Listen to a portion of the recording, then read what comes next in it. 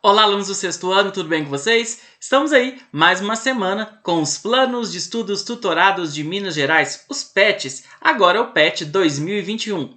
Essa a semana 4 do PET 1. Lembrando que a gente tem vídeo aqui todo domingo, que às quintas-feiras tem live jogando aí, e também tem uma playlist no final do vídeo aí com as semanas 1, 2 e 3, se você tiver perdido aí alguma dessas semanas, beleza? Então pegue seu caderno e vamos juntos fazer as atividades dessa semana. Pessoal, essa semana a gente vai falar um pouco aí de um tipo de fonte histórica muito importante, que são as fontes orais, e como a tradição oral ela contribui para a preservação da memória. Uma fonte oral ela pode ser um testemunho transmitido oralmente de uma geração para outra. Esse testemunho ele pode vir aí de diversas formas. Ele pode vir como uma cantiga, como uma história, como uma lenda, e pode ser feita também uma entrevista. E todas essas formas de fontes, elas são uma forma de se preservar a memória de determinadas populações. Você tem algumas populações que elas não tinham escrita, e a forma como que elas tinham para preservar a memória, para preservar seus costumes, era justamente a oralidade, era justamente aí essas cantigas, essas lendas, essas histórias. E o historiador ele vai fazer o quê? Ele vai interpretar essas fontes históricas, Então ele vai analisar essas fontes históricas, seja uma entrevista, seja uma cantiga, uma lenda, Então, tudo isso vai ser analisado pelo historiador para que ele possa reconstruir com mais detalhes possível o passado. Beleza? Bom, como eu falei na última aula, a gente tem aí as entrevistas, as cantigas e as lendas como sendo fontes históricas orais. Agora vamos às perguntas. Na número 1, uma entrevista pode ser considerada uma fonte histórica? Ela apresenta uma verdade absoluta e inquestionável? Justifique sua resposta. Vamos pensar um pouco aí. Por tudo que eu já falei, você acha que uma entrevista pode ser considerada uma fonte histórica? Sim, Ela pode, Então, sim, uma entrevista é uma fonte histórica. Agora, ela apresenta uma verdade absoluta, inquestionável? Agora vamos pensar de novo. Imagina que você está entrevistando aí uma pessoa. Ela pode mentir ou omitir alguma coisa? Pode, Então, por isso, pessoal, que uma entrevista ela não é uma verdade absoluta e inquestionável, Ela tem que ser analisada pelo historiador, Quando o historiador está fazendo uma entrevista, ele tem que analisar se aqueles fatos que aquela pessoa está falando são verdade ou não, Então, sim, uma entrevista pode ser uma fonte histórica, porém, ela é a visão de uma determinada pessoa e deve ser comparada e auxiliada por outras fontes históricas. Então, é uma visão daquele momento.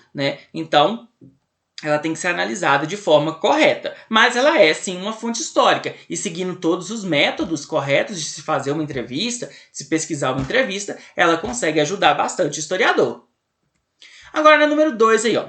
A história se faz com documentos escritos, quando existem, mas ela pode e deve ser feita com toda a engenhosidade do historiador, com palavras e sinais, paisagens e telas, formas de campos e ervas daninhas, eclipses lunares e cordas de atrelagem, análise de pedras pelos geólogos e de espada de metal pelos químicos.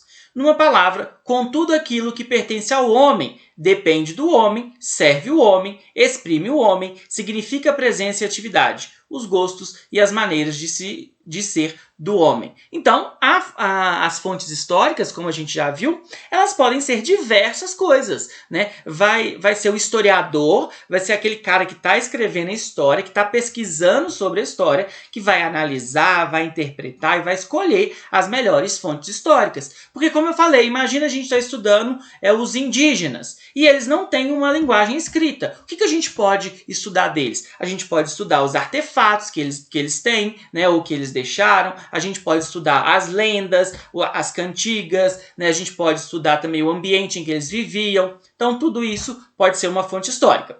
Agora, vamos à pergunta aí, ó. A citação expressa a ideia de que as fontes históricas, letra A, registram modos de vida e visões de mundo da sociedade humana ao longo do tempo e apresentam-se de forma diversificada. Olha, essa alternativa está bem correta, Vamos ver as outras?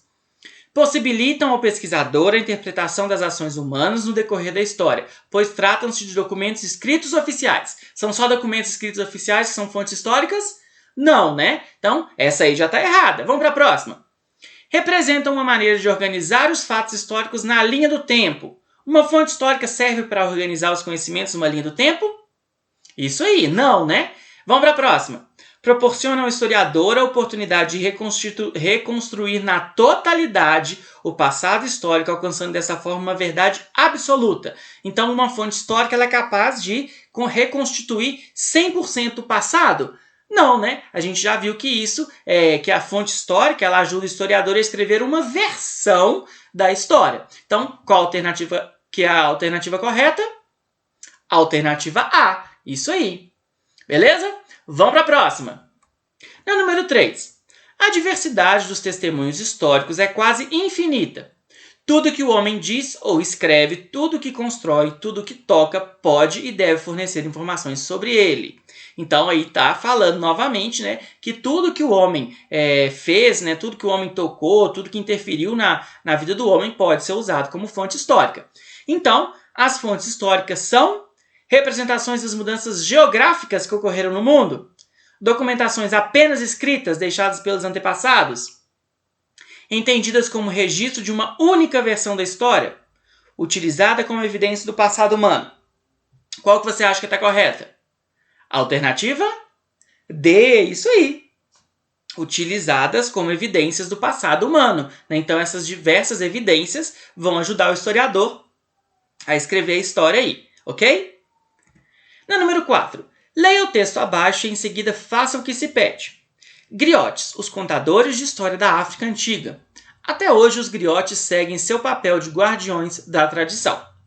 Contadores de história, mensageiros oficiais, guardiões de tradições milenares. Todos esses termos caracterizam o papel dos griotes que na África Antiga eram responsáveis por firmar transações comerciais entre os impérios e comunidades e passar aos jovens ensinamentos culturais, sendo hoje em dia a prova viva da força da tradição oral entre os povos africanos. Então, os griotes eles são um exemplo dessa força da tradição oral. Por quê? Porque como eles tinham aí vários relatos, vários testemunhos que eles iam passando de geração em geração, eles trazem informações muito importantes. Então, a partir do texto, apresente as contribuições dos griotes para a história da África. Os griotes, os relatos deles podem ser usados como o quê?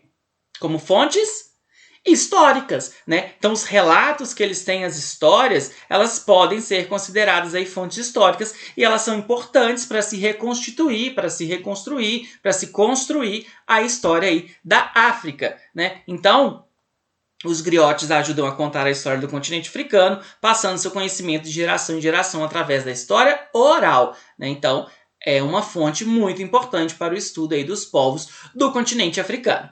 Beleza? Bom, pessoal, então é isso. Boa semana, bons estudos. Não se esqueça de se inscrever no canal, dar like nesse vídeo e compartilhar com os colegas de vocês. Beleza? As referências que eu utilizei. Muito obrigado e até a próxima. Valeu!